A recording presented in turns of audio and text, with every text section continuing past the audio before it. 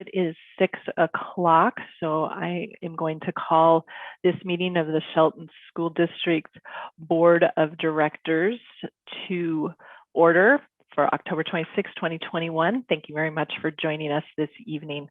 At this time, we will start with the Pledge of Allegiance. So if everyone will join me, please. Thank you, Scott. I pledge allegiance to the flag of the United States of America and to the republic for which it stands, one nation, under God, indivisible, with liberty and justice for all. All right, thank you very much. All right, so we'll move on to item number 2 on the agenda, which is the adoption of the agenda. Have board members had an opportunity to look over the agenda? Is there any questions or discussion? Yep.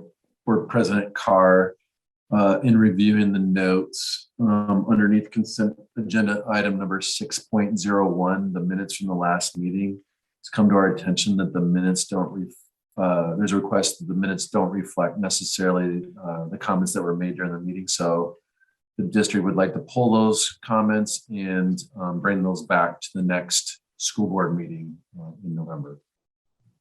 Okay, so we're looking to pull item 6.01, proposed minutes from the October 12th, 2021 regular meeting. That is correct. Thank you. Excellent. Thank you. Is there any further questions or discussions around the agenda, or do I hear a motion? I would like President Carr to ask that agenda item 6.02 be moved for consideration. As we discussed yesterday, the termination of that number of people hopefully will never become a routine and regular point of business. So I think we should have a point of discussion if we may. All right, so we are looking to move to make, just I want to make sure I'm clarifying this correctly. Marty, we're going to move item 6.02 proposed personnel report. You would like to move it to a discussion and action item?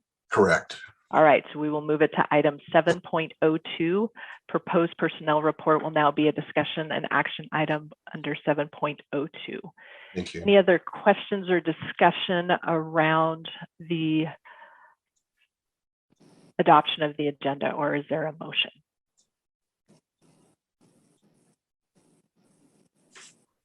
I move that we adopt the agenda as modified. I'll second that. It's been moved and seconded to adopt the agenda with the modifications of removing 6.01 and moving 6.02 to 7.02. Is there any further discussion? Hearing none, all those in favor say aye. Aye. Any opposed? All right, the agenda is adopted. Thank you very much. So moving on to item number 3, Superintendents Report. Superintendent Jesse. Thank you, Board President Carr, other board directors. I'm going to keep it kind of short because we have a State of the District presentation coming up here. One is that each Thursday, I go out to schools and do a visit for 2 primary reasons. One is to discuss their school improvement plan. That's their ultimate guide to what they're doing to increase student performance on state standards. It's a great opportunity to get out there, have a conversation about what their particular strategies they're using to support student learning, the systems they're creating, the professional development they are ultimately providing. And then the other portion is just any emerging topics that are going on the school site. Obviously this year, plenty to do around the pandemic. Hoping we get on the other side of that. And then usually other issues come during the annual cycle of leading a school. And also give me an opportunity to get in more classrooms. Right now, I don't need to be the one out there as another person hovering around the entire district, but we'll hopefully be there coming maybe as early as this winter or spring to see how the school improvement plan is actually being lived out in each of the classrooms and other environments as it's detailed again in each of their plans. The other one is just a quick congratulations to Assistant Superintendent Brenda Hershey, just in regards to the SAO, State Auditor's Office. They did perform an audit and it went extremely well. There was no findings. So I just want to thank Brenda and her team explicitly for that great work. Nothing's better to see no audit findings for any school leaders or district leadership. With that, I'll hand it back to you, Board President. Great, thank you very much. All right, so moving on to item 4, which is community comments. I will read our community comment statement. As a part of the regular school board meeting, the board invites community members to make public comments in person and/or by phone as conditions allow by calling the phone number on our district website and entering the meeting ID. Our public comment procedure allows each person 3 minutes to speak, and comments will be heard during the community comment period as listed on the agenda. In accordance with the Open Public Meetings Act, the board is not allowed to discuss items not on the agenda, but may direct the superintendent to follow up on issues that arise during public comment. Please be mindful of how you present your testimony, as the board will not allow complaints against an individual staff member or student in open session, unless that individual has requested an open public hearing. Please follow the public comment procedure by stating your full name when recognized by the board chair. All right, Scott, if you could give some direction on how to make public comment by phone. Sure, if you called in tonight, if you'd like to raise your hand, you would press a *9, and that will indicate to us with a little hand figure on your phone number there that you'd like to have your time to speak. And to unmute yourself whenever you're called, *6 is going to mute and unmute you. So *9, raise your hand, and *6 will mute and unmute. All right, thank you very much. I can see we have a few people with hands raised, so we will go in the order of the hands that are up. So what I will do is I will call the last 4 digits of your phone number, and that will be your indication that it is your turn to speak. When it is your turn to speak, please state your full name, and then you will have 3 minutes. Scott has put up a timer on the board, which is very handy, so please do keep an eye on that. So phone number 4948 is your opportunity to make public comment.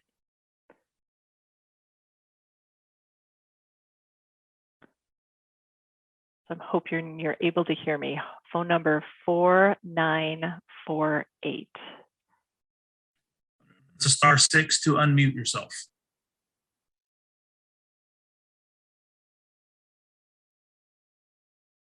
Am I on? Yes, we can Am hear I you. on mute? Yeah, we can hear you. Okay. This is Lynn Rogers. I'm a community member and a past Shelton parent. Thank you, board members, for this time for comment. First, I want to thank Directors Carswell and Best's comments encouraging the district to think of a unique solution to the current challenges, especially those related to requiring vaccine papers. We want to encourage the board to consider not approving the personnel report, which in our understanding includes the termination of many who have not provided their vaccine documents. Other surrounding districts and those in the adjacent counties apparently have accommodated most, if not all, of their employees with approved exemptions. This has not been done in the Shelton district. We also encourage the district to come up with policy and accommodations for those who are unwilling to even apply for an exemption under their own personal beliefs. As we have seen with other districts, there is room to put students, staff, and community first, and not just check the boxes on guidance from the state. Please do not approve the personnel report and put this issue back to the superintendent for more thought and positive solutions. Thank you very much. Thank you, Ms. Rogers, for your comments. All right, phone number 0410 is your opportunity to make community comment. Hello, this is Lee Wells. Can you hear me? Yes, we can hear you, Mr. Wells. Okay. I am a current parent of a OBGH student, and some of the issues that have come up, especially in today's COVID situation where we have missing bus drivers, lack of teachers, things like that, are how are we facilitating the education of the students? With the missing bus drivers, especially, last I knew there was 11 out of 17 bus routes gone missing, for lack of a better term, due to the COVID layoffs and vaccine requirements. That's almost 2/3 of our students that have no transportation except for what possibly may be provided by the parent. In today's day and age, we have a situation where most households need 2 incomes to function. And so that is putting a heavy burden on the parents and the household itself, cutting into time at work and also, sleep time if they happen to work night shift or something like that. And what I'm looking at is a way to address the lack of options for these students to obtain education, for lack of a better explanation. And I talked to a staff member, I should say, at OBGH as early as last week. And I was told that there is no plan in place for the buses to be running again. There's no timeline on that, as well as no possible plan for online learning. And in the meantime, students are going to be missing school. I've posted on Shelton Talks, the Facebook community page, as well as another link to the bus issue, looking for parents around my area that could possibly transport my child in the afternoons, and we'd be willing to transport theirs in the mornings. I still have yet to get a response from that, and it's causing issues with my employment. And so I would really like for the district to come up with an idea and propose it, aside from just these regulations that the state has, mandated. Thank you very much for your time. Thank you, Mr. Wells, for your comments. So phone number 0815 is your turn for public comment.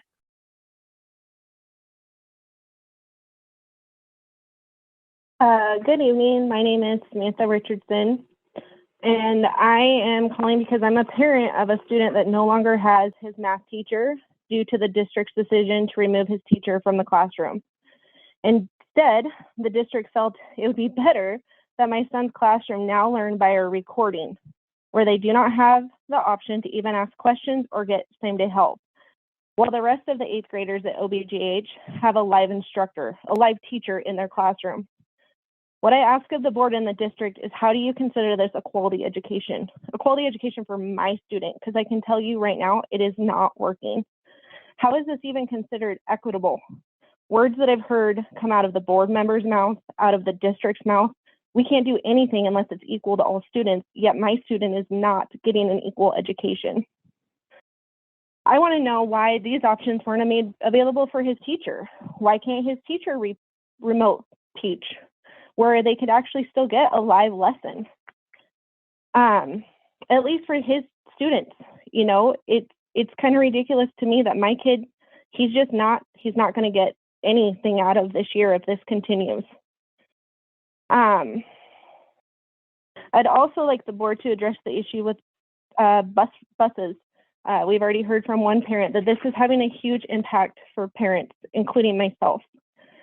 Most students are not getting a way to get to school. And I'd really like the district to respond to what they're doing with that money they're still receiving. If the buses aren't moving kids, where's that money going? Also, I do know that the district has received millions of dollars in federal relief funds. And last I checked, there was close to $10 million there. What's being done with that money? Why couldn't we have used that to accommodate our staff or our bus drivers? As of today, I noticed that there was 5 buses not running. And if you're not running 5 buses in the morning and afternoon, that's a lot of kids that are not able to get a quality education from our district. So I'd really like the board to look at their options to overrule the district's decision to fire our staff. Thank you. Thank you, Ms. Richardson, for your comment. So phone number 1932, it is your turn to make community comment.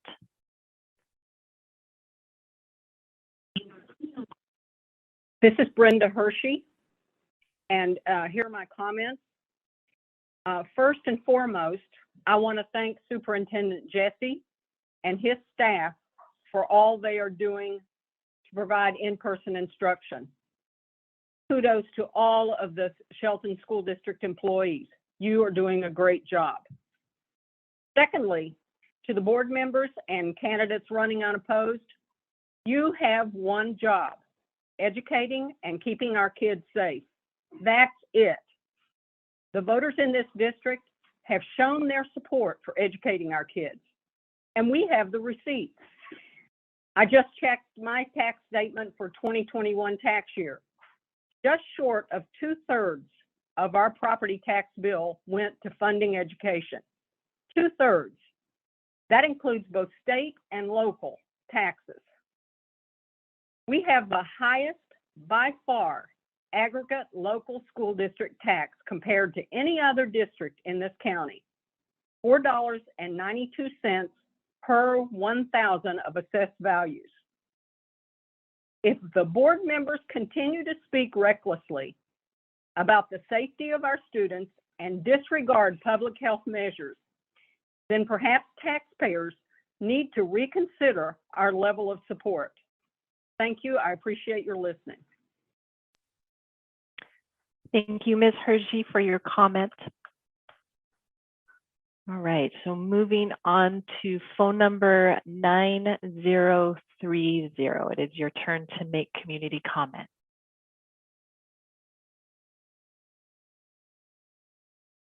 My name is Amy Roland. I am calling in as one of the employees that was terminated for not getting the vaccine. It sure is sad that the Shelton School District is willing to let go of so many valuable employees when you have been allowed to offer accommodations. Instead, you denied most of them, leaving classrooms with unqualified subs or canceled classes altogether. Is that really what is best for our students? My 5th grader lost her teacher as well, and her sub is a 23-year-old without a teaching certificate and has been approved to be an emergency sub for the remainder of the year. Her teacher, Mrs. Jewett, that was also let go, had her master's and her admin certificate. What is my daughter going to learn from this so-called teacher? These poor kids are already so far behind. My daughter comes home and complains every day about this new teacher. Putting a body in a class is not a solution for the remainder of the year. Our kids deserve better. Now let's talk about the bus situation. We were already short drivers, and now we have even less busing available. And for some students, school was their safe place. What are we doing to help the families that don't have options to get their kids to and from school? They get to sit at home with an excused absence and fall further behind. Good move. I was terminated effective October 19th. I instantly started applying for jobs within our area. By Wednesday, I had an interview with a school in our county. I accepted a position with that district on Friday, and I will start on the 1st. I was originally going to speak at this meeting, urging you not to take action on all these terminations, which I still hope you do not.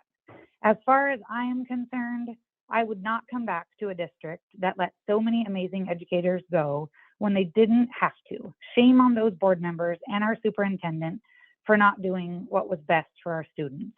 Shelton School District lost some great employees. That's all. Thank you, Ms. Roland, for your comment. So phone number 9245 is your turn for community comment. Hi, this is Debbie Simmons, and I am a taxpayer. I'm also a parent who had their student drop out due to the distance learning thing. Did not work. I am absolutely disgusted with the actions of this board in wanting to terminate all these teachers. They have given their everything to their students. Their students are lost. Their students are crying. They have lost, some of them, their one safety net, the one person that they felt that they could trust and talk to and would understand them. It's not fair and it's not right at all. And the whole thing could have been avoided. Accommodations could have been made, should have been made, but for whatever reason, they have not been. And it's the decision of somebody who probably shouldn't be here, and the board can own that. It's their choice. It's disgusting. I will never vote for another bond. I will never vote for another levy, ever, ever again. Disgusting. Thank you. All right, thank you, Ms. Simmons.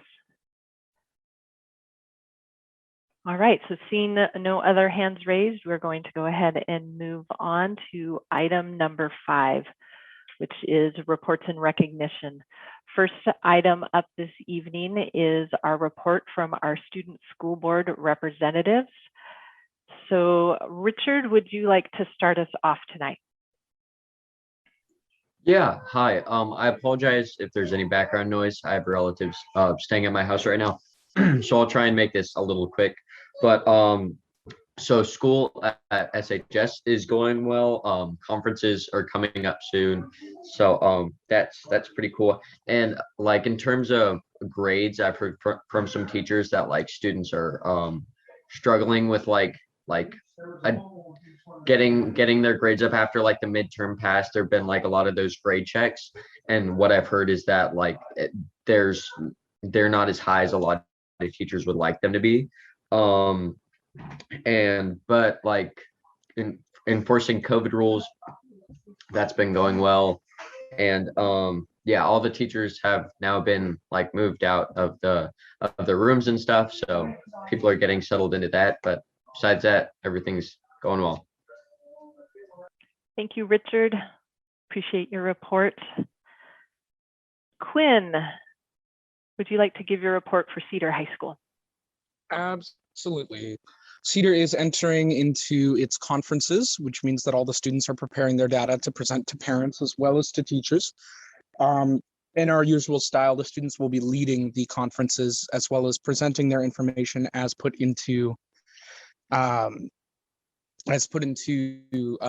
like my school data, I think is what they call it, and then we put it in a slideshow and present it. The student body GPA has been keeping up. The student body GPA has been keeping up with our contemporaries, as well as I believe student GPA has been rising recently. The student body so far is pretty excited. We're in the middle of our Spirit Week, which has gotten people really excited. I will say school culture is on its height. People seem to be really participating. People definitely seem to be very into the idea of staying at Cedar for another year or two. So we're looking forward to how it all goes down. All right, thank you very much, Quinn. So our student reps give us a board report at the beginning of our meeting every week or every meeting. We do look forward to hearing from both of you. Thank you very much. So moving on to item 5.02, which is the state of the district with Superintendent Jesse. Thank you, Board President Carr. I will now share my screen.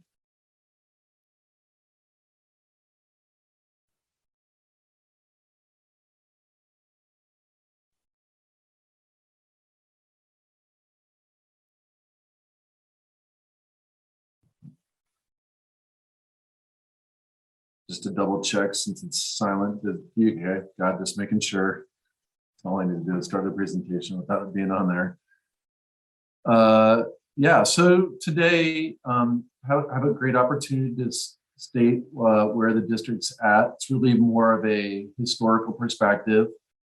The objective or the purpose of today really serves two reasons. One is, again, during this pandemic, had a limited year-to-year student performance measures. That's generally what we put out there is what are the schools doing? How did students perform and some adjustments to that? Obviously, during this pandemic, we've had a limited ability to assess our students, and then just even further, as you can even hear in some of the comments, both on the hybrid motion, being able to teach learning standards for our students in the different content areas, and the overall disruption to the general operation that we have here. So we thought we would provide, again, a historical perspective. Where have we been over the last 5 years? What's our current stance and some upcoming next steps in order to get us back where we need to make up for loss of instruction, helping students gain skills, and then ultimately a long-term vision around a strategic plan. It also relates to the sunset of the district's vision and goals. 100% graduation has been our goal for the district, and it is going to come to an end after this end of this academic year. So we're talking a little bit more about how do we bring clarity, purpose, cohesion along our priorities for student performance. So you'll see some of the information about that in this presentation. The agenda, it's an opportunity to give us an overview where we are at. Again, over the last 5 years, some just different factual information to outline how is the district configured, where are we putting our resources. Then down there, you'll see student performance measures, an opportunity to have analysis, what's going on at the different grade levels in different areas, ELA, English language arts, as well as math. And then we have information around attendance, discipline, and graduation as well. After that, then we'll be talking about some different theories of action. What is our particular plan? Why would we construct a plan, a strategic plan, for example? How does that get enacted in the school district and ultimately leading again to success for our students? And then at the end, we'll have an opportunity for board questions and comments. So over the last handful of years, we've been really working hard on 100% graduation by 2022. 85% of the students met graduation on time in the 1920 school year. This last year, obviously, was a different year, so that's the latest data that I have for you. It's been an upward trend as a focus for the district. Then ultimately, you talk about below are the goal areas. What are the moves or initiatives that you do will help to contribute to graduation rates going up in the near term and the long term? These are all really, obviously, particular goal areas that districts generally focus on. Overall improvement in academic program and quality. We know that we want to have outstanding staff, and then the move to equity moves to address based on historically marginalized populations. What are the things they need? Students with IEPs, Native American students, students who qualify for English learner services. So performing a SWOT analysis, really have some particular highlights for us this evening. This is based on what I've seen, what I've heard, talked to now in excess of over 200 individuals on a one-on-one basis. This is the themes that we have come through, and also some of the particular areas that staff have identified that we need to work on. We have a strengths, longevity of district staff. People are very committed to this district. You can see that in the staff that we have and the voices they have around helping support students. managing even through this pandemic. They've done everything they can to support students for sure. Commitment by the community and the district. We have some of the best facilities anywhere in the South Puget Sound. You can hear that commitment not only for there, you can go to a football game and see all the participants. And then you can also see about the love for their kid. You know, talking to school leaders, getting emails from families really is about what are you doing to support my kid in their learning now and again in the future. And then labor relations. We have a strong relationships with our labor partners. Some weaknesses, you'll see when I do present some of the findings last 5 years of student performance data. There are some definitely low performance numbers across grade levels and content areas. Relatedly, core academic materials, tools, and plans needing to address the needs of our students. We've had a shift in our student population. We need to make sure that we're addressing the needs of our students. What are the things that we're doing across grades preschool all the way through 12? We need to have a solid plan and making sure that we're supporting our educators with not only materials and tools, but also the professional development to help sustain that those practices that we're trying to target to better the performance for our students. This next one is the capacity staff to complete priorities. We are really lean. Us and every other district I know are still really within lean times. Prior to my arrival, we've had 4 or 5 FTE positions that were unfilled here in the central office. We do need to look to try to fill those positions coming up. And I'll speak a little bit more to that later on. With that, we do have great opportunities. We have an opportunity to create a strategic plan that really solidifies what are we going to prioritize in the next 3 to 5 years. Working with the community, we'll be able to get their input because their input and direction of what they envision for their student is critical. So we now are going to be kicking off a strategic plan steering committee. That invite will go out on Friday. And then we also right now have an English learner task force that helps us. One of the goals of that task force is to look and make sure that we have safe and welcoming environments for our diverse student families out there. Lastly, we do have some threats and risks, hiring timelines and related to outreach efforts. We are going to have to really pivot about how we are looking to not only attract, but hiring staff along a timeline that's more aggressive. Typically, we do a lot of hiring and moves in the summer. We're looking to move that into late winter, early spring. And so we'll be working with our building staff to make sure that we are finding the right folks that are a fit for each of our 8 schools. Maintaining a disciplined focus on a few student performance goals. As you'll see in some of the student performance scores, some of our needs, we're going to need to really narrow our focus and keep discipline to those things and not expand or broaden our focus in too many areas to dilute the ability to actually get achieve success on the student performance goals that we create. Next is the recent history.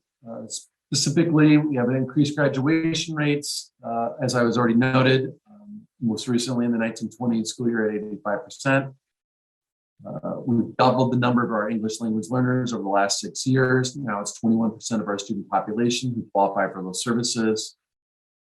We were able to kick off and launch our first academy in 2008. That would be for Health Science Academy.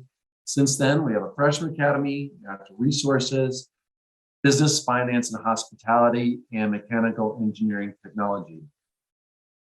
We've already made some adjustments in some of the courses in those areas, and we'll continue to refine that based on the needs of our local community to make sure that students get those skills, as well as obviously the interest of students, which always drives master course scheduling for secondary schools.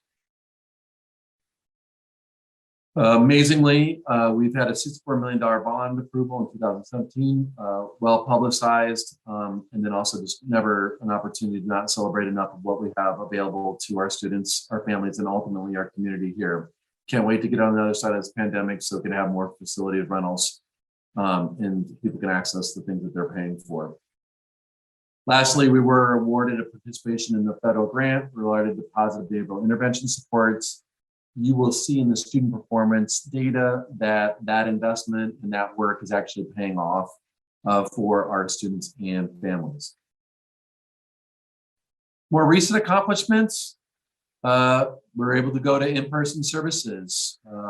Literally right up till this moment, we are gone on 26 straight days of not having to close a classroom. Never had to close a school.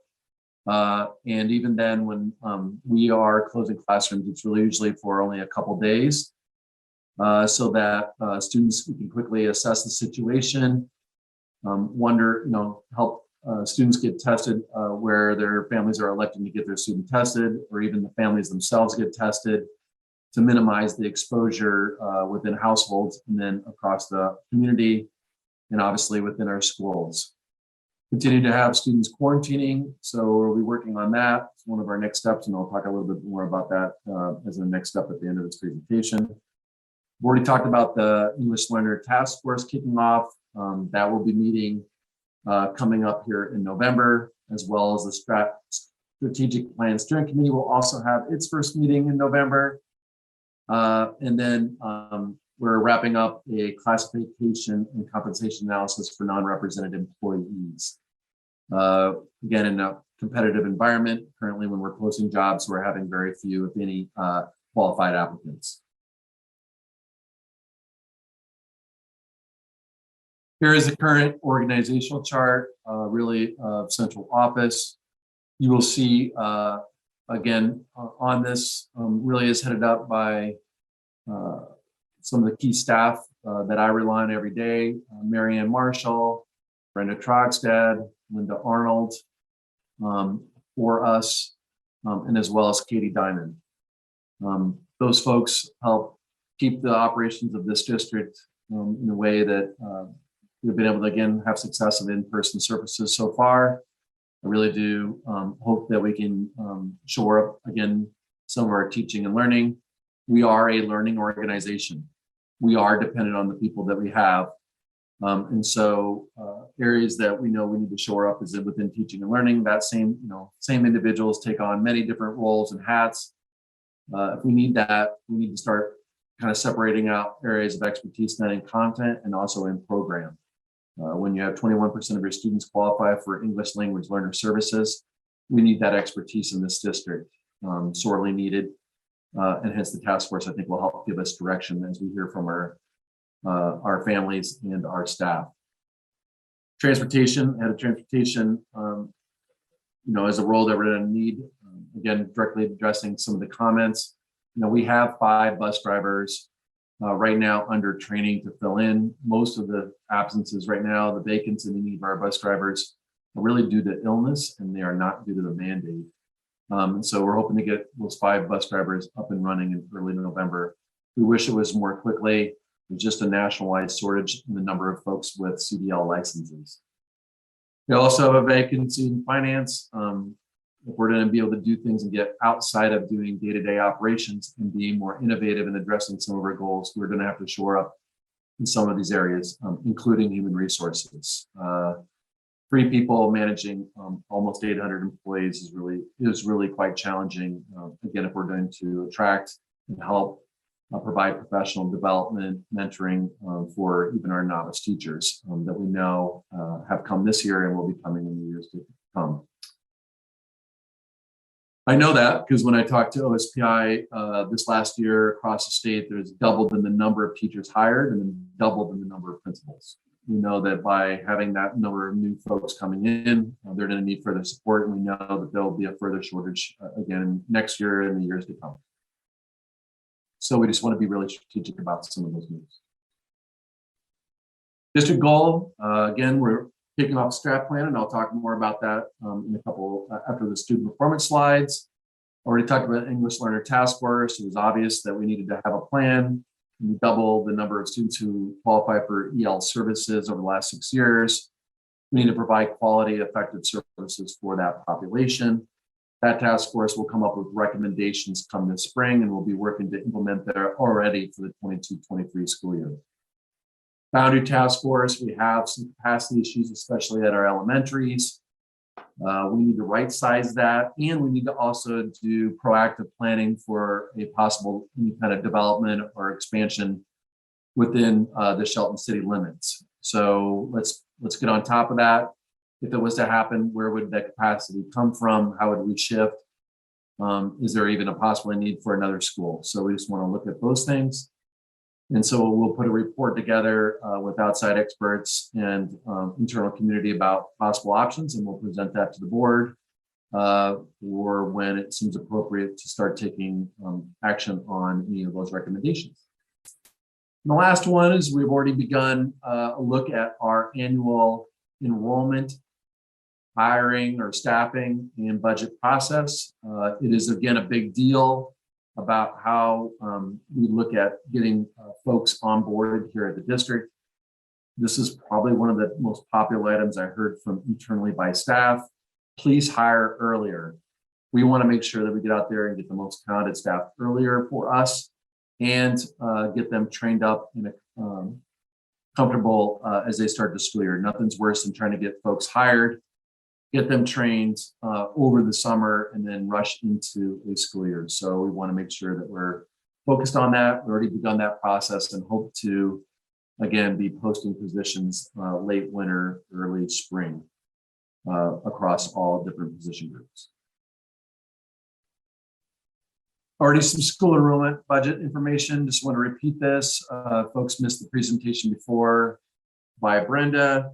Really is looking at the budget for each of our schools, including the early learning center. What does that look like? Here's the current enrollment numbers that we have for this school year. We have free and reduced lunch who's qualifying across these places. You can even see differences between our schools within that. Again, traditionally at the secondary level, less students and families apply for subsidized lunch. So usually you'll see those numbers lower, even though maybe perhaps those populations still, obviously those students continue to matriculate in the district at the later grades and still have many needs. And then we have our outline for the number of staff, both certificated and classified.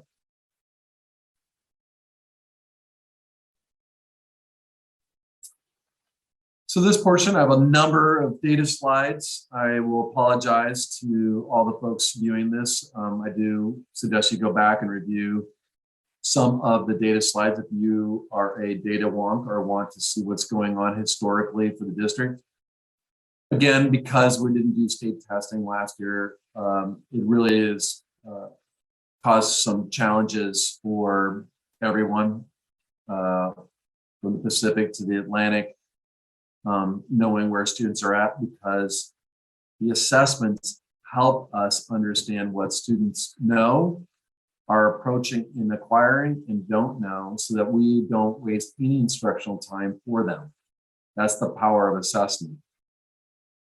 It also provides some level of accountability. You can help direct big ticket things like strategic plans, where the initiatives go, to meeting the needs of students. In this, I will highlight some particular areas of focus.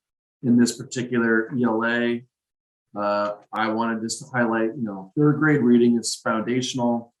Almost every district I know uses this as one of their key performance indicators or items that they are aspiring to increase within their strategic plans, because it's a gateway to all the other content areas. Reading and writing is fundamental. You can see downward trends in the student performance in ELA for 3rd, 7th, and also at the high school, which usually is 10th and 11th graders testing on the state Smarter Balance assessment. I did take a snapshot at the last 5 years. Again, it provides a historical information of where we were, given that I don't have a 2020 data point. Math, same deal. It's not surprising given that a lot of the math assessment is determined on reading comprehension and writing of your mathematical reasoning. I'm sure our students, Quinn and Richard, could attest to this. As you go up in the grade levels, more and more is dependent on your ability to understand any of your word problems or computation doesn't just cut it. You got to understand and then actually write about what you calculated and how it could be applied to the mathematical problem. We do see some trends in third grade, so we wanted to depict about some of the particular race and ethnicity. We're not going to be able to fit every data point on these slides, but they are specific to the larger populations with 10 or more students at grade levels. For ELA, you can see that in particular, we do have a celebration. You can see an upward trend for students who identify as Native American in their third grade ELA performance. But at the same time, you can see that we have some dire work to do for students who qualify for English language learner services or students with IEPs. Because we are comparing the analysis for those students who qualify for those services and those who don't. You can see the gaps on the right.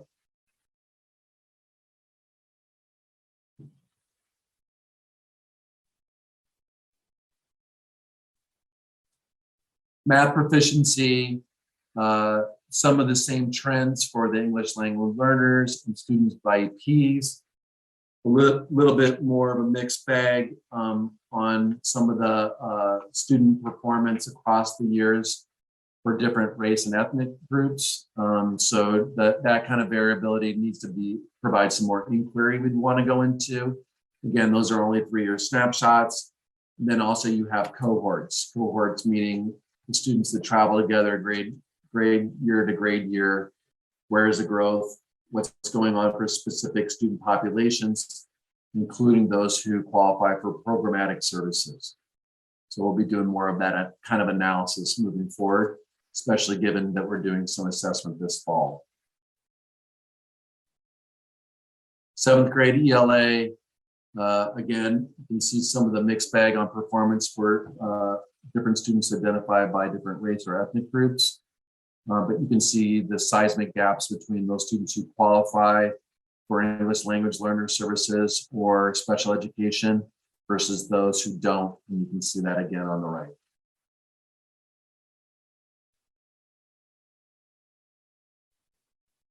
Math is a little bit, becomes also a mixed bag, but you start to see trends in math actually, both at the 7th grade level here around lower performance for the ethnic groups in the areas of proficiency in math here, and also at the high school, start to see things starting to trend down across the years for each of those groups.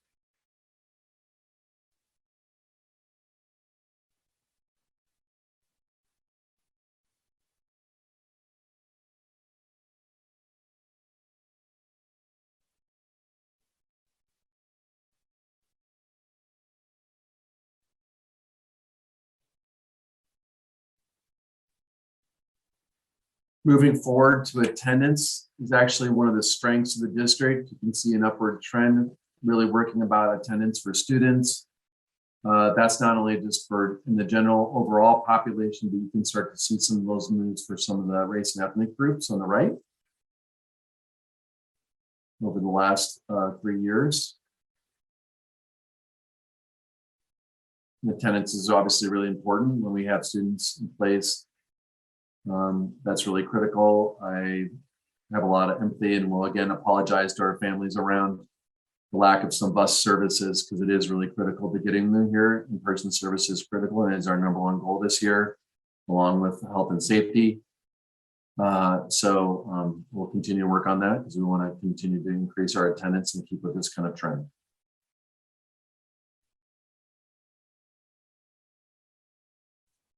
Again, celebrations for some of our EL learners and disabilities. Hopefully we can continue that this upcoming year. But given all the quarantining, I'm not anticipating a ton of great news in that. Again, it's an anomaly. They call it data anomalies or extraneous variables. But every student counts, and so we'll be working again, trying to get them to school. Discipline, another area of some success. You can see it's downward trend across different race and ethnic groups, overall trend for the district. And then on this slide, which is a little bit different than other ones, is just the different discipline by grade level. One of the things that I know that is districts are particularly challenged with is kindergarten. That transition from pre-K, or what we call kindergarten readiness, is something that I think is going to be an area of focus for us coming up. And then I know also you can see that trend on 9th grade on their that's our highest rate of discipline being applied to 9th graders. You start to ask the question, what can we do better to help create a successful transition from 8th grade and 9th grade for our students here in the Shelton School District? Again, we're having much success. And as I noted, I think a lot of this has to do with our work around positive behavior intervention supports, not just simply suspending students or providing in-school suspensions, but actually restorative justice, building relationships with students and being proactive. And ultimately, a lot of this has to come down to engagement. Are students engaged in learning? Do they think they're in a safe and welcoming environment? And do they have identity safety? Downward trends also for our English language learners. However, you can see still a pretty seismic gap between students who qualify for special education services. They are, 8.8% of that particular population receives the discipline as opposed to the general population of 2.7. So if you took 100 students, 2.7% of those students would be the ones most likely, in the general population would receive discipline. Obviously with students with IEPs outside of that group, but if you have an IEP, you're 8.8% likely to receive discipline. It's quite a gap right there. Then graduation, again, well noted. You can see the race and ethnic groups, upward trend for a couple of our different groups of students. Hopefully we can start to build on that. Again, that's an area of inquiry. Where is it working for who? Is some of our work, especially when we look at adding Cedar. It'll be interesting to continue to work with obviously Amber there, fabulous principal. She's focused on this. So is Choice, and so is Shelton High School about their graduation rate. That's one of their goals in their school improvement plan. And obviously keep in line with our current goal for the district. Upward trends in graduation. You can see that for English language learners. That last year, overall population keeps edging forward. EL is going down, so we just want to make sure we want to keep an eye on what's going to happen over this next year, helping our ELs get across the line, graduated. Same for students with disabilities.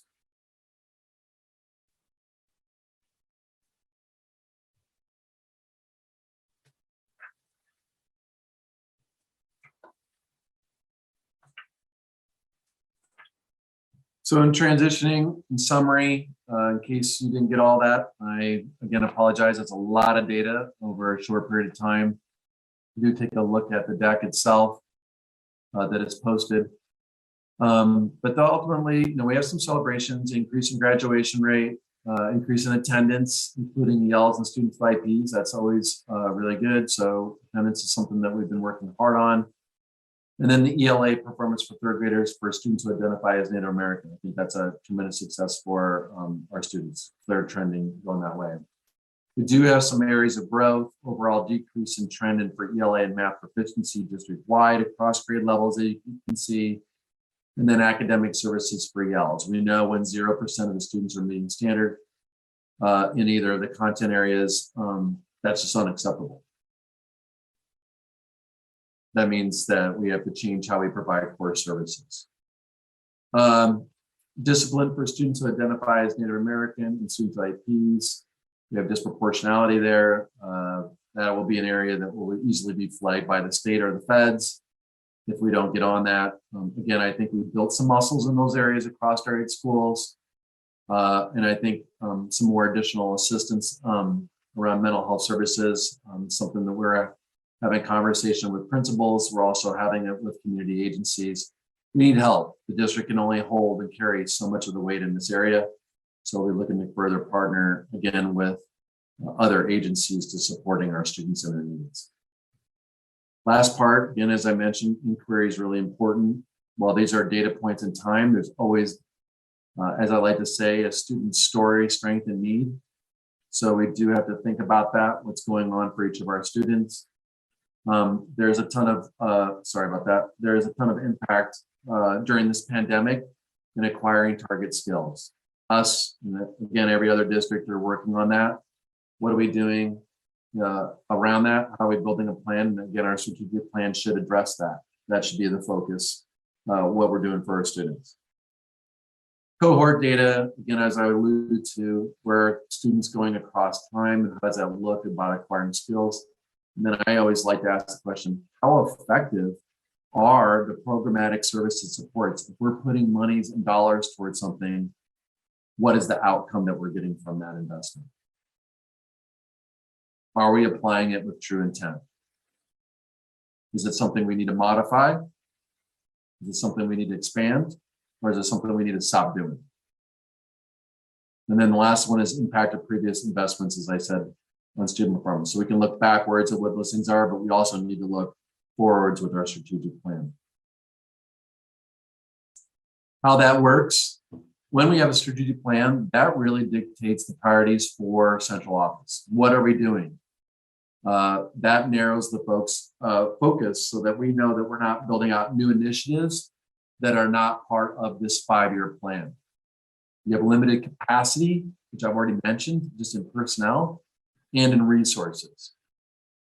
Monies go quickly towards initiatives. So whatever we are going to do, we need to invest in for the long term so we can sustain it. School improvement plans. I want to give a big kudos to all of our 8 principals and their leadership teams for creating school improvement plans. We're wrapping up that process. They've created a narrow focus on core academics and graduation, as well as attendance or discipline, things that you've seen, so that we're not starting something new, but we're trying to build off of the work that we've done for years. School leaders and teacher leaders working in professional learning communities is really critical. We're investing there, whatever our focus is, what are the strategies we're supporting as a district. We need to support our staff out in schools with quality professional development and sustain it for years. That will lead to student success. So we have plenty of work to do as a district. As you can see, we have some celebrations. So I know on the side of working to support our students better around their social emotional learning, we've got some great areas and some areas of expansion and innovation to go towards. In our areas of core academics around English language arts and math, as you can see, we need to look at it and possibly look at making some significant changes in how we provide those services. Part of a continued theory of action. We know that I know just working with many school districts and schools, they often start on the right all the way on the top. They talk about strategies and techniques, but in all reality, you really need to start with school climate. Without a good school climate, you cannot build out new systems. You can't get staff to work collegially, and it's just strategies don't take. There's nothing mechanism to support those new skills for our educators if there is not some way that they're getting supported by a culture where they actually do decide to work together and they norm themselves, that they actually have data management systems and agreed upon assessments, that when they get together, they're able to share the craft of the work and say, hey, here's how strategies work for me. Oh, they work better for you with your students. Let's exchange those strategies so that they grow. We'll be working on this as well as that other theory of action as we develop our strategic plan. On this particular slide is just an outline of the process itself. Hoping that, as I said, this week, we're starting to recruit for applicants for the strategic plan steering committee. Today is the state of the district. So we have a charter. We'll be kicking that off. We'll have some focus groups this coming up here in November. And then we're just going to be moving forward with the strategic plan steering committee with a number of items. With the survey data we'll be kicking out this week, community survey, with a ton of data. The steering committee will wrestle with that data. What are the values, beliefs, and priorities that folks want, students, staff, families, community members, working on that, coming as they wrestle with that and figure out what are going to be those value or belief statements, what are the measures or KPIs we want for student performance. We'll do an update to the board come late winter to update them along the process, draft some initiatives that we would have, and then ultimately look at an internal review. Are these things, are we able to actually lift these things? What are we doing with our current initiatives? Again, expanding, contracting, stopping. We just have to figure out what's the best fit for us with the resources we have available. And then ultimately we'll be putting together a draft and then presenting it to the board for hopefully approval. And then kicking it off, making sure that we start the 22-23 school year with a plan and successfully implement it.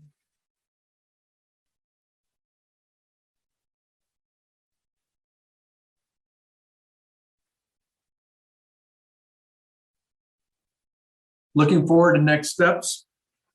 We'll be completing the school improvement plans as part of our timeline. So we're wrapping those up and we'll be discussing those at upcoming school board meetings. We're going to build out a new COVID testing process. We're working with Mason County Public Health about how to make sure that we put together tests for students so we can shorten the amount of quarantine time, hopefully, for a number of incidences. And then lastly, want to thank the outgoing school board directors and welcome the new school board directors that are coming in this next month. So those are some more immediate next steps that we have, in addition to some of the other items posted here, which I've already discussed or covered in this presentation today. And with that, I'll open that up to questions and hopefully some answers. All right, questions for Superintendent Jesse.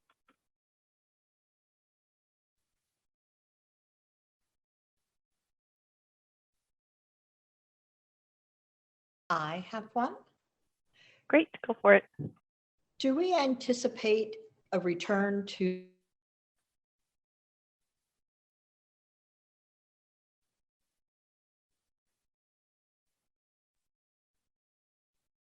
So Sandy just froze for me. Did she freeze for everyone? Okay. We'll give it a second. All right, try that again, Sandy. You sort of froze up there for a minute. Okay, I'll turn off video and see if that helps a little bit. I was curious about, normally we do the testing in the springtime. This year we did it in the fall.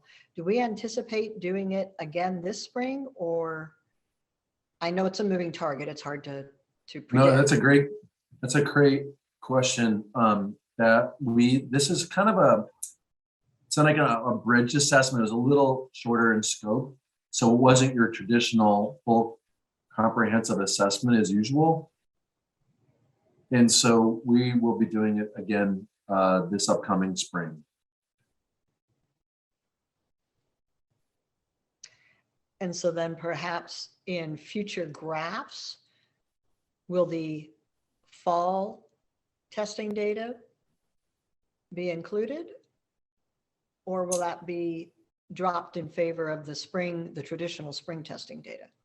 The spring testing would be a apples to apples comparison due to the comprehensive nature of the assessment itself. I love that. That's a great question. I'm sure you and many other people viewing this would have.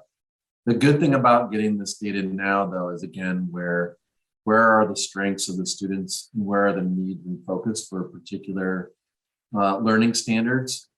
And that's what we want to get about it, is adjusting instruction. Sometimes these more standardized tests do have limits in their ability to inform instruction. But I think we got some pretty good data coupled with our own curriculum-based assessments that educators use to help inform instruction now for our students. And it's a positive sign that we can begin to have this conversation again. This wasn't a conversation we could do in the last year and a half, so.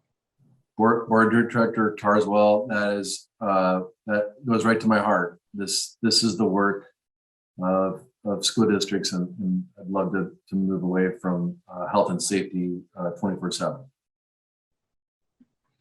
And I love the way this slide ends with looking forward to next steps, and the picture shows maskless people. That's Sorry, real. I didn't think about that. Yes,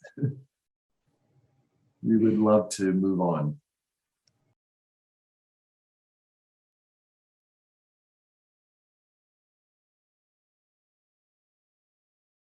Is it or is it time for any further questions or?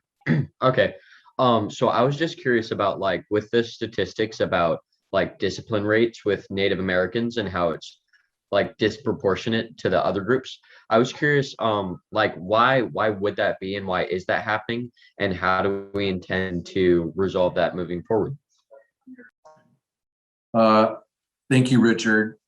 There's a short answer and a complex answer. I'm going to give a little bit of the short and touch on the complex. The short answer is when you look at those data points, they are grouped for a population, right? And so when you look at these broader groups, not everybody's just defined by one ethnic or race or program service or gender.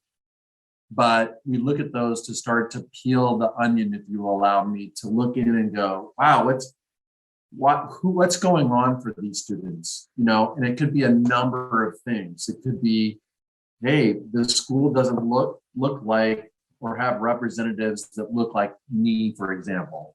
Or in the case of students with IEPs, are they in a more restrictive environment and not really, they're acting out because they're really trying to communicate something else. Remember, behavior is a form of communication. What are they communicating and what are the issues is our job as adults to really dig into, to figure out what it is that we, the adults, are responsible for to create an environment, the skills, the relationships that allow students to communicate those thoughts in a healthier way. That's our job. So when we go back and do that, it's not pointing at the student's problem. It's our issue that we need to do to change things, how we do business or how we, again, provide supports, or in particular, maybe in some instances, work with, again, community agencies to further support students who may need other things, right? Sometimes I know from being a principal, I can tell you a lot of behavior came because kids were tired. And they could be tired for a variety of reasons. When I'm tired, I'm not my best self either. And so we know we want to look at those things. What we do also know at the same time is we don't like that level of disproportionality because it means something in the system. Again, we need to look at how we're doing it so we don't have that kind of imbalance for different student populations. Thank you. So as a school district, this large thing, how do you do that? Reach out to individual students and try and change them so that they get the rest they need, or that they feel like they're more included, or that they can communicate in a more healthy way and not so much get in trouble. How do we do that as a district? Is it about making more activities that they can do to express themselves, or how can we approach that? So that's more of the complex that you're touching right into. I mean, you could probably go down the long list of what are the things, Richard, for you that make Shelton High School engaging, feel safe. You've talked about, I've listened to you, you're like, oh, I like clubs. I can talk to other students. I'm in person. I have time to exchange things. I'm engaged with my teachers. Those are just some basic mechanisms that really are important, right? But it's also, I'm sure you're building up some relationships with some of your teachers, and that you have opportunity. Now, But for some students, again, it's not all created equal. You know, there's other things going on in other students' lives. You can most certainly get that within a pandemic of understanding some of the challenges some families have. And so some of those things, you know, I'll stop. Well, I can get into a lot of more scientific conversation about this, but ultimately there's life stressors, and it could be a variety of things that are going on, basic needs to things going on in the home life, or just ultimately my own performance in academics. That raises your cortisone level. That cortisone level causes you to elevate. You probably have, everybody on this call has felt that. And then you act out. Some of those acting out is in a way that can be challenging. So again, it's back on us to provide an environment and services that best meet the needs of those students, figuring it out and coming up with a plan and working with them. Will there be student representation on the task force? So there is on the English language task force. We're trying to get student representation on it. And then the steering committee, we are open to that as well. The challenges on these, we have 15 spots each. But here's the thing about that, Director Davidson, we're doing focus groups. So when I said focus groups, I'm going to go out and do some things with students at the high schools. And then the survey itself also has a student section in it. They can fill in, students will get it and they'll fill out the survey. So we at least get that from a broad, obviously, spectrum of students, because we want student voice. Yeah, that would be great. I think Richard asked some great questions, and I think the student input and insight would be important in this process too. Exactly. Also, one thing to keep in mind, I was on a state meeting today and we're talking about the Healthy Youth Survey that is done every 2 years. And one of the issues we have, just like with the testing results, when we have students in certain populations and they're not represented, there's like they call it an N number. So it's, if you don't have more than 10 or 15 or 20 students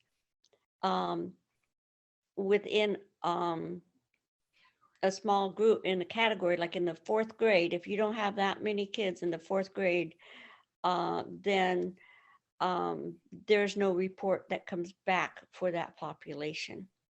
And so unless the school district decides to really disaggregate data and look at it, it doesn't come back from the state. That's correct, yes. That's one of the challenges. And and also just, as you know, too, I'm sure it's just about who identifies what and which box do they check. That's also sometimes a challenge for us. And again, that's not all kids are just by one identified group.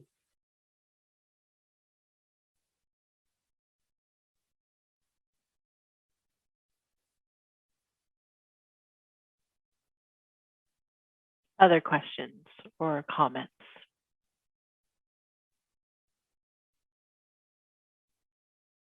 All right. I would just like to say thank you for putting that all together. It was very comprehensive and very easy to follow. So appreciate the information. Thank you. Yes, we would like to invest in more data management tools so we can even improve our ability to do more for you in the public and post those things, but that's part of that work that's true. Yes, I agree. That was very comprehensive. A lot of information in a nice snapshot of where we are currently as a district, and it really does show where we have places to celebrate and areas for improvement.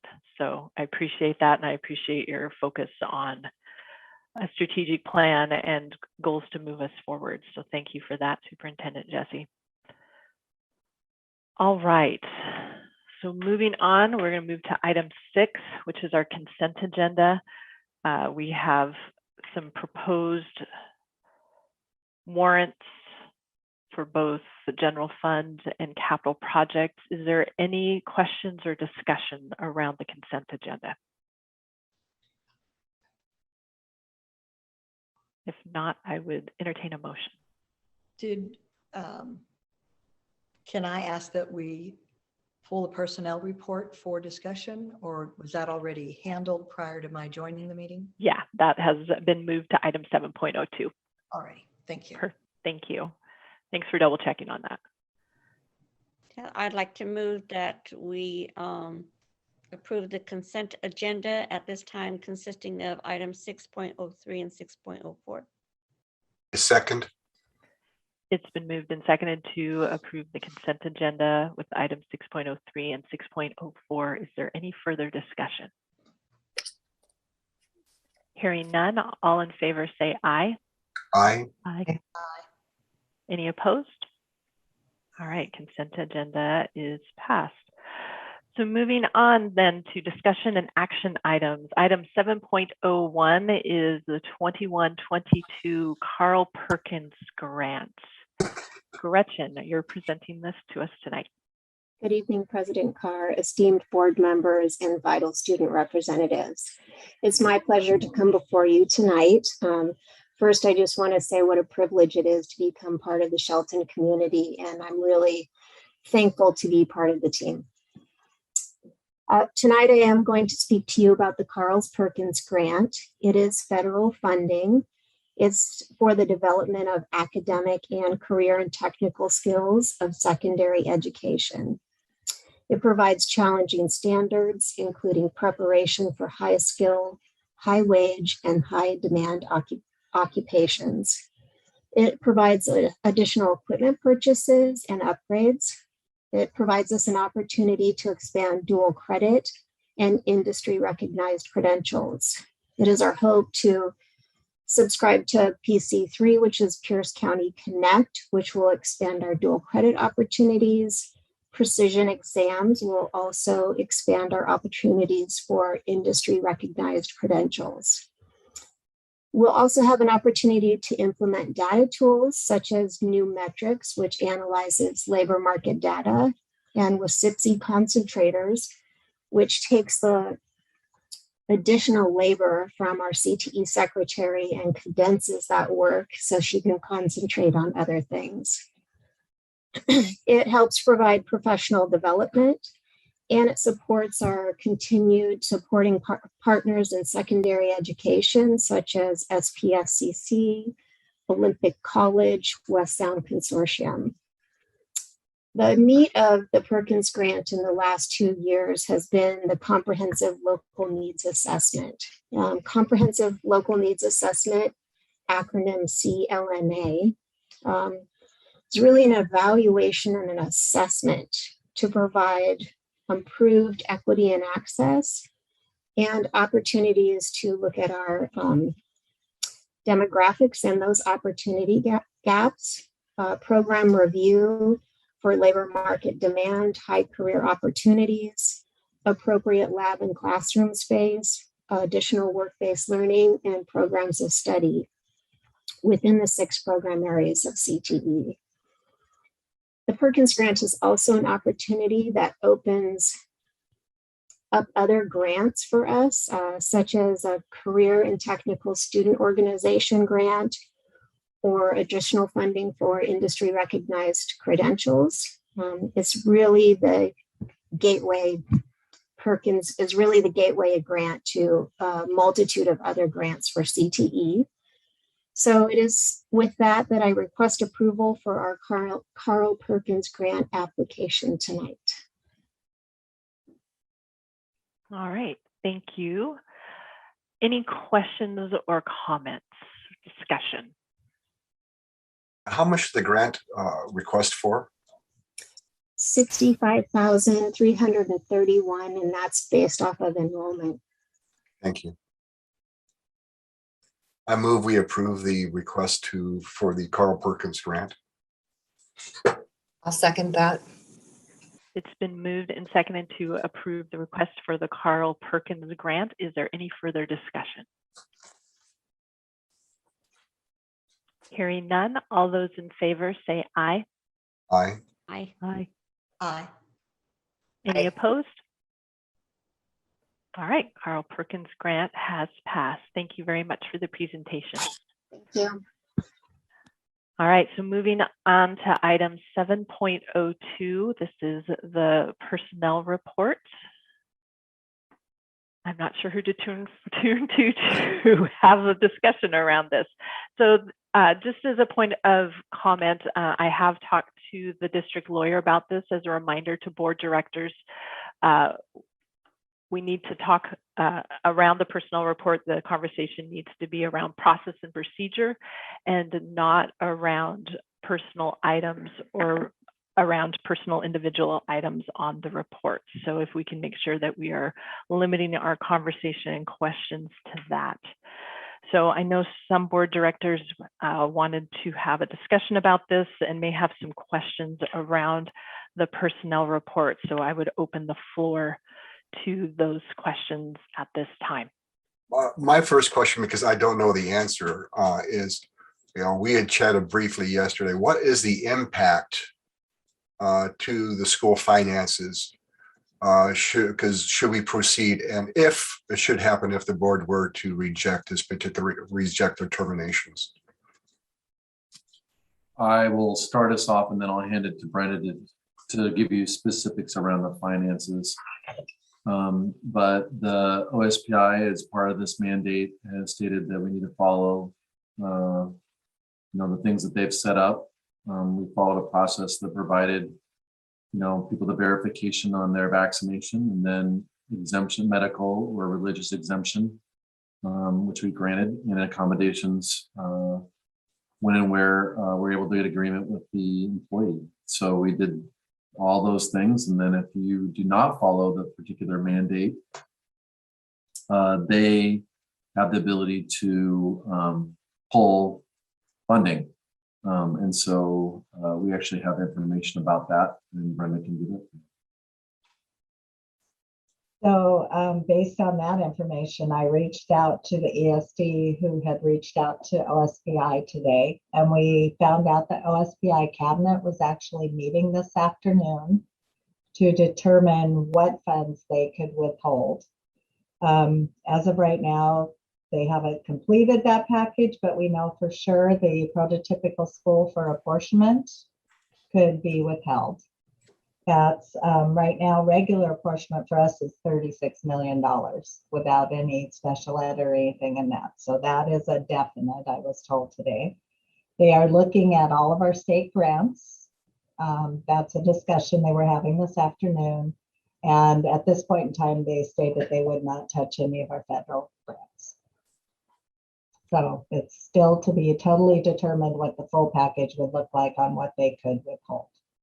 Okay, thank you. I know this is challenging from the Homeland Security perspective, and I'll just use briefly the sanctuary cities and the previous administration's desire to withhold funds there. And that's the whole dynamic when you get the contracts and the grants, and I know how that particular process works. So I really appreciate the explanation. My next question, and this probably goes to Mr. Jesse or to Linda. Having heard, as we heard during the community comments, that other districts had provided a wider range of accommodations. In our conversation, I believe we've addressed all of those, but would that be an opportunity for any additional consideration or of any other accommodations that might? I know we've been through the process. I'm just asking the question. Process followed all the expectations that were set out to us by the governor's office and by OSPI, in addition to accordance with Department of Health, the Office of Safety, Health, and Safety and Health Administration, OSHA, as well as the Equal Employment Opportunity Commission. So we went on every one of those things. We called our own legal counsel. We worked through all of those things. The process we went through is, this is the last piece. The last and final piece is to present that to the school board for on a really a procedural step, even if we were to vote it down. And as Brenda already went through the financials that you raised on that question previously, Director Best, but is also just the fact that those folks, even if would be in an unpaid status. Correct. And so despite some of the false rhetoric out there, we have provided accommodations across all the employment groups when and where appropriate, and was reviewed by the group of folks who each one of these was handled individually. And so when folks comment about what other districts did or did not do, I would question. I said, well, how do you know something that was highly confidential, what happened and did not happen? Okay, thank you very much, sir. Yep, thanks. That's all I have, President Carr. Thank you. Other questions? I know that there were is it appropriate for me to talk right now, or is it only for oh, okay. Go for it. I know there were a couple calls and comments today during the comment session. So I was just curious, is that something that we can that the board can designate that the superintendent follow up with? Because I know we can suggest it or recommend it. So I was curious if that's just something that you guys could look into, or I know we can't discuss it now, but outside of the meeting, it can be rediscussed or re-looked into individually. Right. Thank you. Appreciate that. Other questions? I'll come in with a question or two here.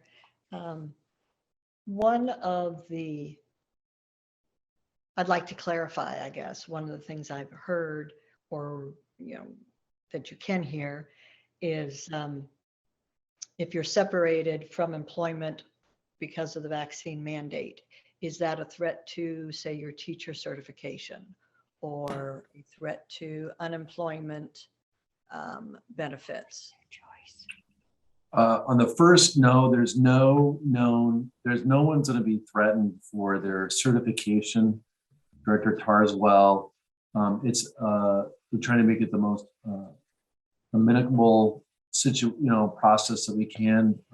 I would even go further to say, unfortunate as this mandate is, if those employees want to come back and seek employment with the Shelton School District, we would welcome to do so, as there was a change in the governor's mandate. If there was lifted or changes in this pandemic, following all the rules that we had to, we could provide, meet all those standards. We most certainly would welcome those folks back. As far as benefits go, there are restrictions currently. There are some things that depend on each individual situation, but for the general part, the state is putting it out there that there would be restriction on those who did not follow the governor's mandate.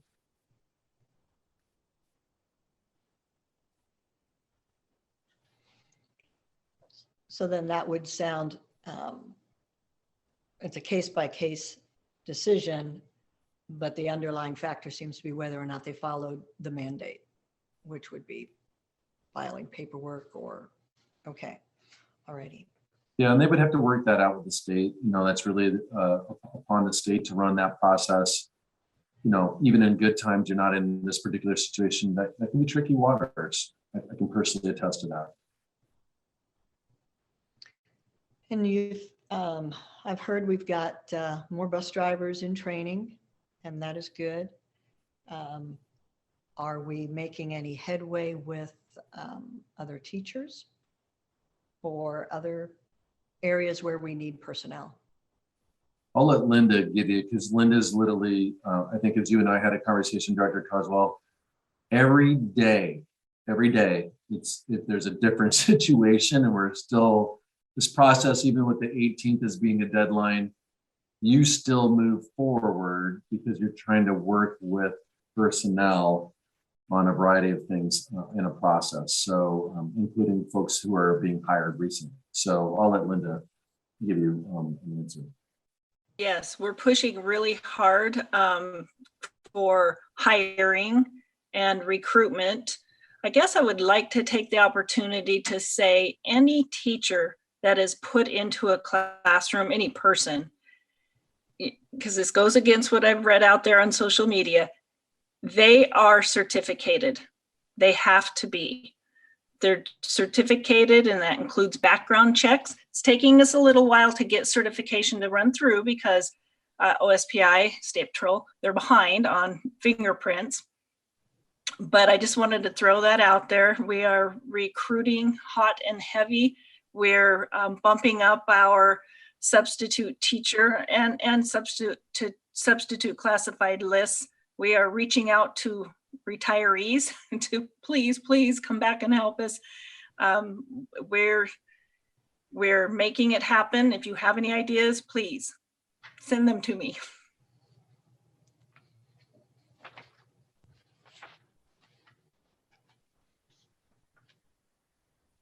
Thank you. So, Mr. Jesse, the process of determining accommodations for staff and the process that was put in place, I know I've read a few things that people have said that this was all on you. Could you please explain how that was developed? Sure. If that makes sense. Yep, I can explain that. So there are already, prior to this pandemic, mechanisms in which employees can seek medical or religious exemptions from some things. We have the same things happen for students. So there is already some precedent for having to do that work. And what you do is in this process, we built the whole thing out prior to implementation. It was not a fly-by-night, even with the timeline duress of pretty much 2 months. We received the guidance. There was guidance provided by, obviously, the mandate itself, reading the mandate. There was also guidance by OSPI that linked to other state agencies. We took that information, we drew in our own process. We worked with our union partners on that process, built it out. And then what we decided to do, because I am very leery of one person making decisions, we created a team. The team was comprised of Brenda, Linda, Robert Heron. I don't know if he's on this, if he is on this call. Who's our head of facilities and safety, our kind of COVID expert, and also Mary Ann. We took on this, built out, put out information. I have a really drawn out timeline. I'm not for the sake of this thing, Sally, to tell you about all the communications that we sent out to all the employees, but we did have a common form. Employees filled it out. What are you seeking for your exemption? Do you have any ideas on accommodations?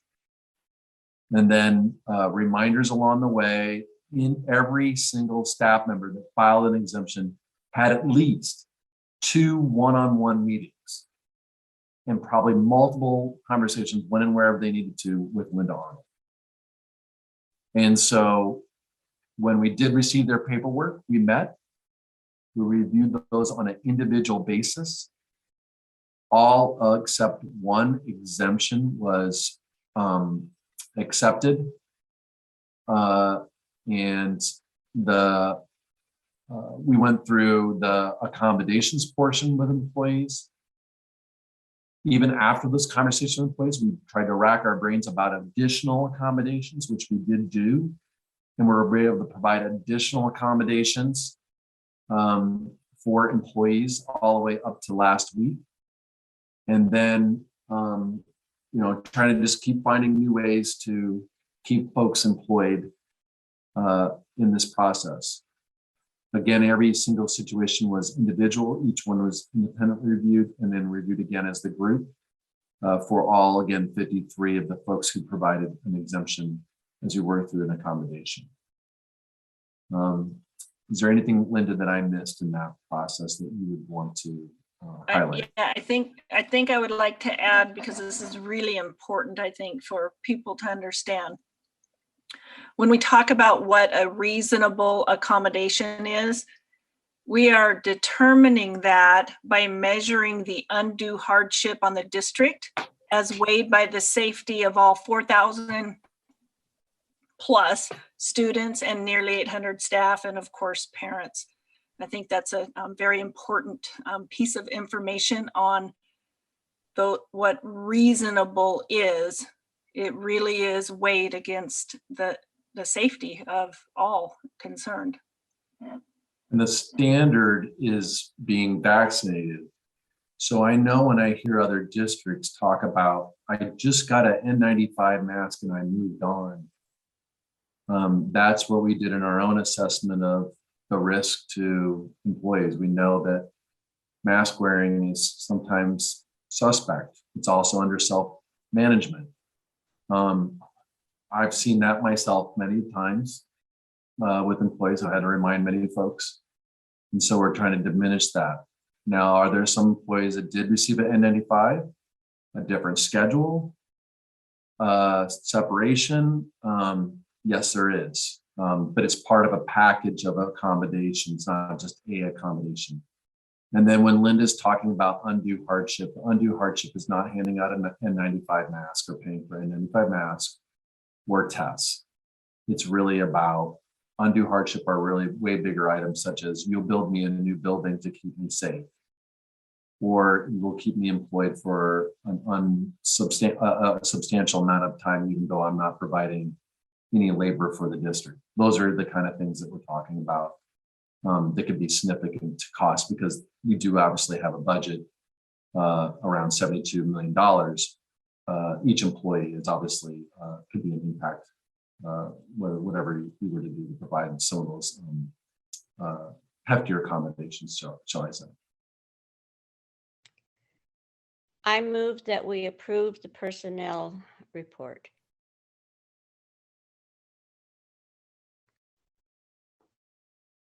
I will second that. It has been moved and seconded to approve the personnel report. Is there any further discussion? Hearing none. All those in favor. Oh, go ahead, Sandy. Clarify a couple of more points here. Sure. Talking again about undue hardship. So, there's been discussion about, like you said, the N95 mask, and there's been people that have talked about the CARES money and why couldn't that be spent on this for accommodations? And that's not what is addressed in the undue hardship. That's not an issue, the CARES money being applied for X number of masks. That's not it. Another example maybe of not, an undue hardship, we're not allowed to build any kind of a plexiglass enclosure on a bus. And that's something that, it's outside our control to do that. Even if we had the permission to do that, there might be an additional cost in doing that, or materials or whatever. So, the undue hardship is looking at all of those kinds of things in addition to the other things that you mentioned. So. That is correct, Director Tarswell, and even further, I can't recall one single conversation that had to do with money to find accommodation. I cannot think of ever mentioning money getting in the way of any of the accommodations. In fact, some of them are going to be, I'm sure, expensive, but it wasn't a conversation we was going to do it. I believe that the district had very strict guidelines from the state departments involved, and that's where the determination of exceptions were made and what needs to be followed. I know this has been arduous and difficult situation. It was put upon us. Again, I would remind everyone that the duties of the school board is to adopt policies, and that the district personnel carry out those policies. And we do have policy 5000. that talks to the recruitment and selection of staff. And that is the duty of the superintendent and the district office, not the school board.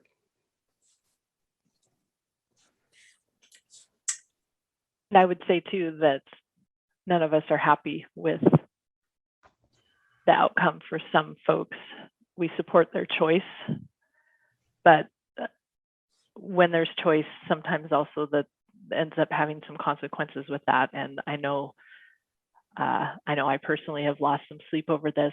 I know other board members have as well. So yeah, and I agree with Director Brownfield. I know this is a challenge, this situation in the roles of the board.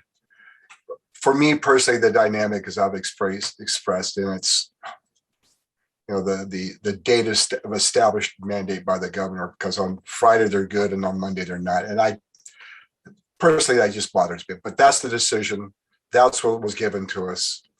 And we have to move on. is there any further discussion? Hearing none, we have a motion on the table to approve the personnel report. All those in favor say aye. Aye. Aye. Aye. Any opposed? Opposed? Nay. Okay. All And right. and I say that with a, you know, a heavy heart. This is a very difficult decision, and you know, the community is so divided on this as well. And it's not a surprise that the board might be either. That might be as well. You know, OSPI advocated we would return to in-person learning, and I think that meant a lot of different things to a lot of different people.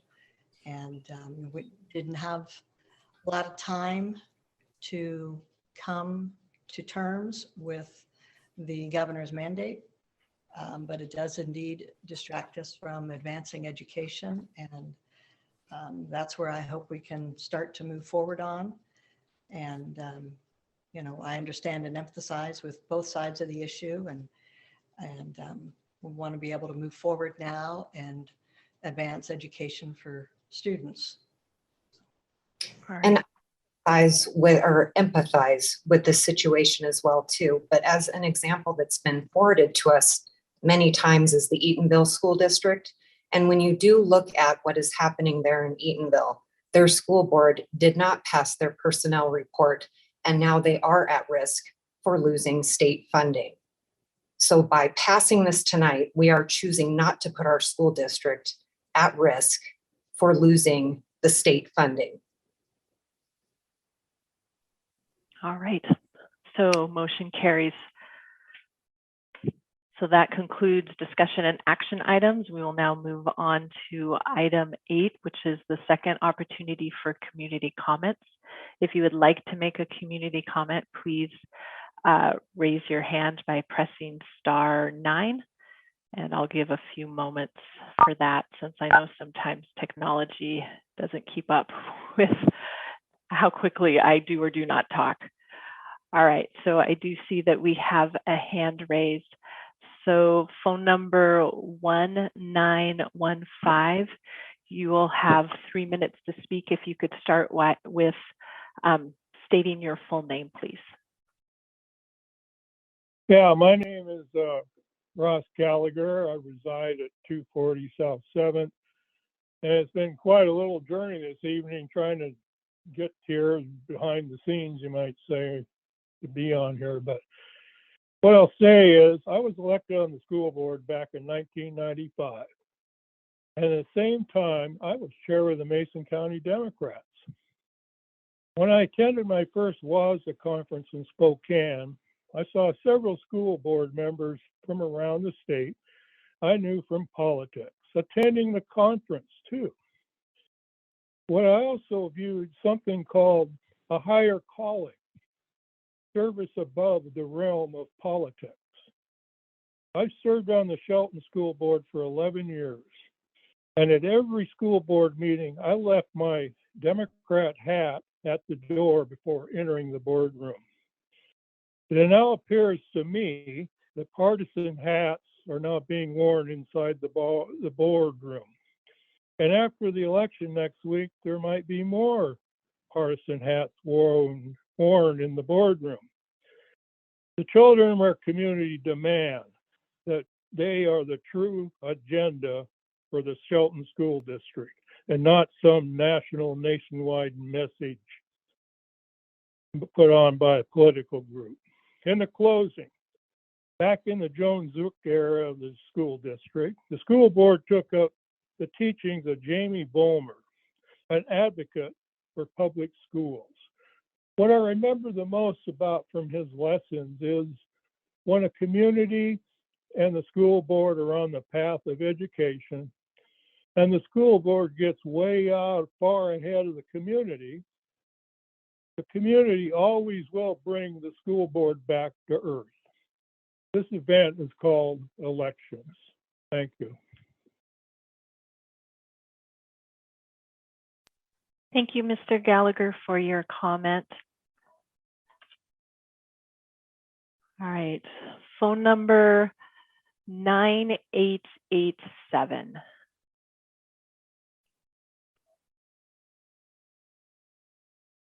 You can press *6 to unmute yourself and make your community comment.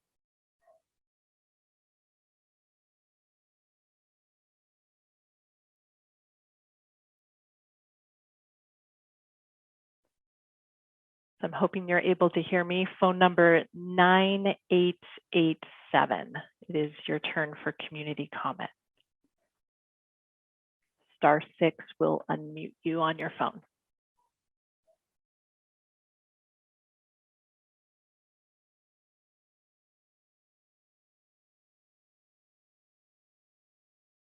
All right, I see that. My name is Amy Roland. I called in earlier, and I just have a question about the busing.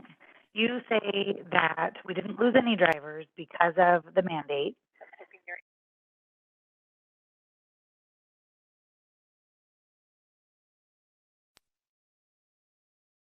Can you hear me? Yeah, we can hear you. Go ahead. Okay, so you stated that we didn't lose any bus drivers due to the mandate. However, the day after the mandate,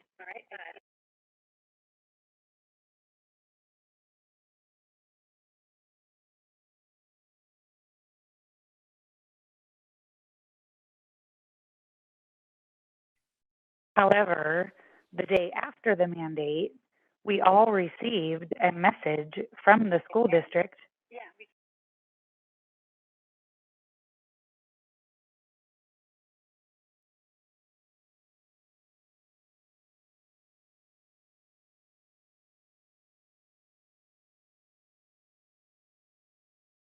We all received notification from the Shelton High School via Facebook that buses 111, 118, 120, 137, 140, and 147 were all out until further notice.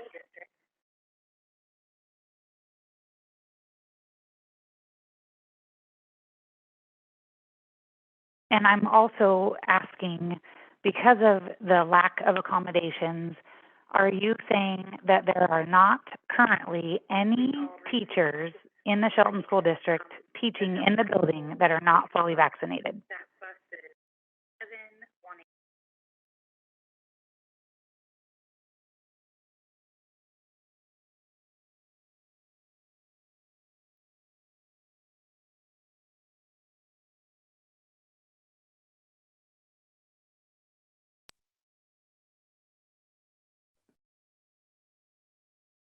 So I'm just pausing here. I want to make sure that you've had an opportunity to say everything you were hoping to say, since we had several pauses there.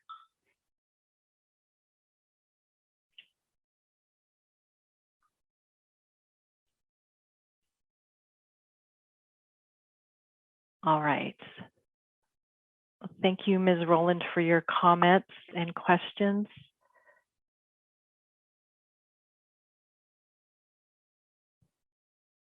Anyone else hoping to make community comment?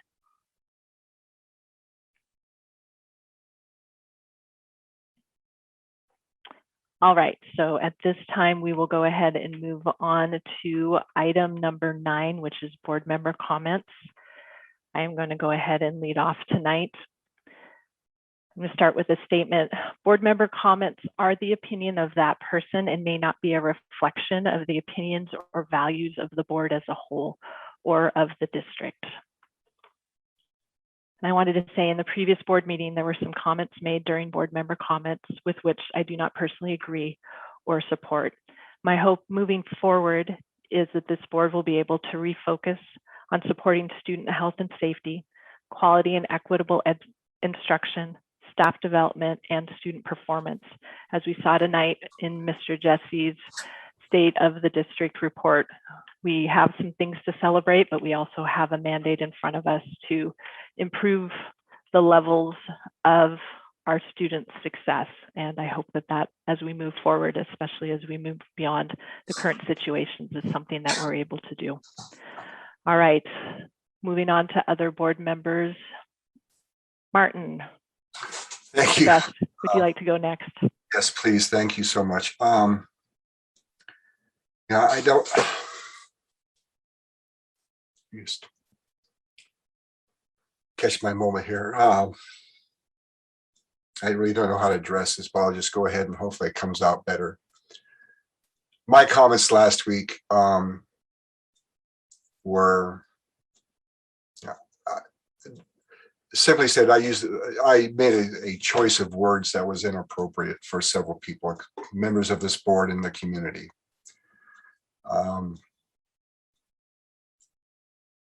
Only being my third meeting, I'm not going to make any excuses. I said things that were harmful and hurtful to members of the board and to the members of the community. And for that, I am deeply sorry and I truly apologize.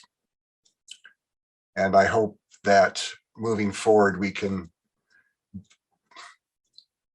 move beyond that with the assurance that I've met with Sally and Mr. Jesse, and we're coming up with some more training for me being the 44 meetings, but that's no excuse. And so the choice of words and the way I conveyed that message was harmful and hurtful to some, and for that I'm truly sorry and I do apologize.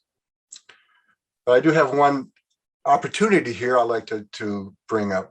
My wife and I, as I shift gears slightly for an opportunity, my wife and I have been part of a program called Donor's Choice, where families support teachers around the areas. And I've been fortunate looking mostly at smaller district schools in areas.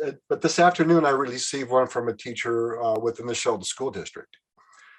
So I don't know if this might be something for a future study session or a topic of, do we have a program funding-wise, Brenda, smile, that from what I would call would be unexpected needs. In this particular case, the request is fairly small. It's $400 for some headsets.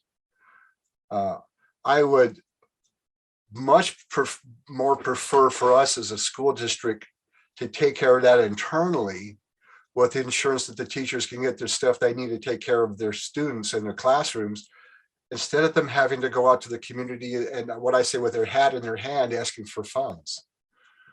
I don't mind providing funds, but my goodness, if we can take care of our own, then I can take those monies to the other schools, districts that don't have funds where we can do things like that. That's something I would like to bring forth for maybe a study session of how do we help our, we're just a few months in the school district, in the session. We don't know everything. But when I was with the state working on disaster grants, we had a pot of money called unmet needs. And it was for those families that didn't qualify for all the different programs, but it provided us the ability to take care of some of the things that were needed. So maybe something at the district level that it wouldn't have to be a lot of money, but could sure help some of these classes. That's just an idea and a suggestion I like to bring forward for discussion at the next study session or something. All right. Thank you very much for your comments this evening. Thank you. Let's see. Sandy, it looks like you're next on my list. All righty. Thank you very much. I very much appreciated the presentations this night. We have Like you said, we have some things to celebrate. 26 days without a closure, only having closed 6 classes in this district to date. I think those are big successes. And I was pleased to hear more about working with the Mason County Health Services to establish a system that could help keep more students in the classroom so that they're not out during COVID exposures or things. So that's very good to see. And, look forward to working and hearing more about the English Language Task Force and the strategic planning. And like I said, advancing education and analyzing data and looking at equity issues and starting to move forward. Thank you. Thank you, Sandy. Carrie. Yes, thank you. I greatly appreciated all of the detail in the strategic plan. There was a lot there. I think there's going to be a lot that we will be looking at as we move forward. And I appreciate the work that you're doing with that. Marty, thank you very much for your apology tonight. It takes a lot to step up and do that, and I appreciate that. We do have a lot of work to do on this school board, and I would like to move forward and do that together as well too. Many of you know I have 2 children in the school district. I have many friends that are teachers in the school district or who have children in the school district or who, work in a number of the positions there. This town and the community means a lot to me. And that's why I'm on this school board. I'm here because I want what's best for students, and I want to help build a strong community around that. And that's going to take people working together and not putting personal agendas or personal feelings forward as much as we might, agree or disagree on anything that comes up. Thank you, Brenda, for the clean audit. I was the school board member that sat in on that audit meeting to listen to that. And, that was wonderful to hear. Even with COVID and the complexity of having to do a lot of that virtually, they had wonderful things to say about our school district. And that's always nice to hear. Thank you to all of the principals. I don't have each one of your ways to communicate with each one of you, but I know that you've been challenged above and beyond your job doing COVID tracing, trying to figure out ways to navigate and fill spaces in your schools. I think sometimes what people forget too is that in COVID, no matter what your symptoms might be, there is that, when in doubt, sit it out. And that's why we do have some spaces that, all of a sudden you need a substitute teacher or a bus route is being canceled because there are more people that it's not just a cold for sitting it out. They're having to wait and find out. And I do think that testing program would be really helpful. I know of another local school district that's doing that. And I had actually mentioned that to the superintendent who had already been looking into it with people in our school district. So if we're able to do that, that program, I think that would be really great to reduce that quarantine time. And that's it. Thank you. Thank you, Carrie. All right, Sally.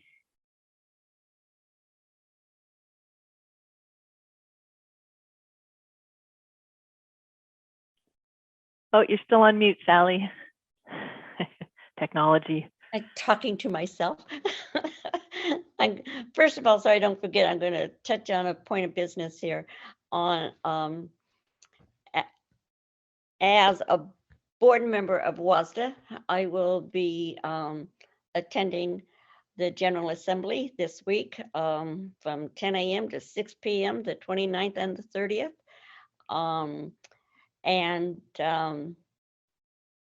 I will also be representing the Shelton School District. I sent out, part of the General Assembly is looking at the legislative positions of WASDA. And I did have President Carr distribute a a spreadsheet that has every single one of those positions on it, with a space for each person on our board to check how you would vote on each position. And I would like to have those by tomorrow night so I can tally that and be able to vote on each of those positions as a whole board, how the board would do that together. So if you haven't looked at those, the positions are listed, but the whole content of each position can be found on the WASDA website. So please take some time to do that. This is our voice of Shelton School District being heard at the state level. Other than that, just want to reflect on so much that the school district has done in the last 5-6 years. We've had such great support of the community and working together, and it has shown what we can do and the opportunities that we can bring to our students. And, you know, it takes everybody, and we all need to be gracious and work together. Our bottom line is, what can we do for each and every child in our community? And I'm hoping that we keep that in sight. Look at the great things that we have been able to accomplish, the options, the academies, the med academies, just so many, looking at the trades, and build upon those for our community. Our community, our students deserve it, and keeping that in our sight. We're here for our students, our staff, and our community, and working together to make great things for Shelton. All right, thank you, Sally. Just to piggyback on what she said, in addition to the spreadsheet that was sent out, I also sent the General Assembly handbook that'll have some information as well around each of the positions. So that's another source for getting some information when you're making your decision on each of the proposals and resolutions. All right, so moving on to item 10, which is executive session. We do not have need of an executive session tonight. So item 11 is adjournment. I would entertain a motion. I move we adjourn. I second that. It has been moved and seconded to adjourn. Is there any discussion? Hearing none, all those in favor say aye. Aye. Aye. All right, we stand adjourned. Thank you very much, everyone.